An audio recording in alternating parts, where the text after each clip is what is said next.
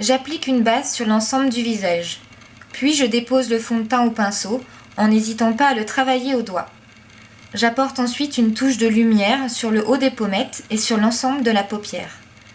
Je poudre légèrement le teint pour un effet satiné. J'exécute un trait d'eyeliner avec 3 couleurs différentes. Je commence par le coin externe de l'œil avec la première couleur pour donner la bonne direction, puis en revenant vers l'intérieur, j'intègre la deuxième et troisième couleur. Je crée 2 petits triangles de couleurs différentes au-dessus de la ligne directrice de l'eyeliner sur la paupière non mobile. Pour finir, je redessine le dessus de l'œil avec une dernière couleur. J'exécute les mêmes étapes de l'autre côté en faisant attention à la symétrie, très importante pour ce style de maquillage.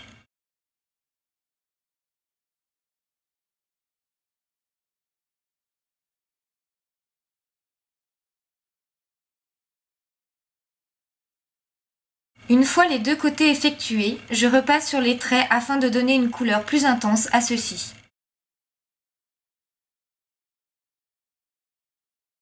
Je commence à redessiner les sourcils à l'aide de 2 crayons pour obtenir la couleur parfaite, puis un soupçon de fard sec au pinceau pour matifier et intensifier la ligne.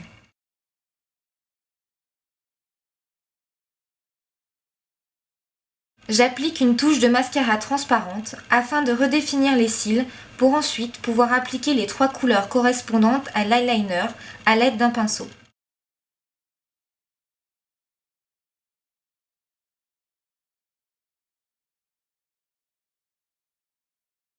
J'intensifie le regard en créant un dernier triangle sous l'œil souligné d'un léger trait au fard sec pour donner du contraste. Je fais la même chose dans le creux de la paupière mobile.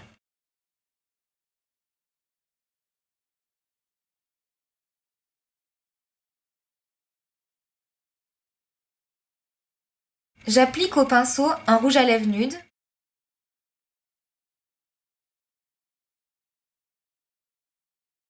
puis un gloss de la même couleur. Je donne un effet pulpeux en rajoutant du gloss transparent au centre des lèvres.